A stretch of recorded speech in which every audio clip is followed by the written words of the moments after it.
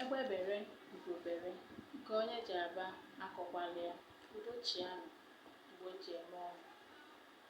Ihe anyị nwere taata bụ ilu Igbo. Anyị ga-enye nkọwa ihe bụ ilu Igbo ma nkeji dị iche iche anyị nwere na ilu Igbo.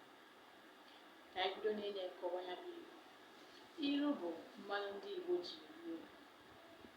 Ilu a bụ mmanụ ndị Igbo ji eri okwu bụkwazị enyo a na-esi na ya ahụ amamihe mmadụ. E nwere nkeji ilu Igbo dị iche iche. Nke mbụ abụrụ ilu maka ndụmọdụ na ezi omume. Nke abụọ abụrụ ilu maka iji ọfọ. Nke ọzọ abụrụ ilu maka udo na ịhụnanya. Ilu maka ịrụsi ọrụ ike na ime ihe n'usoro ya nakwa ime ihe n'oge.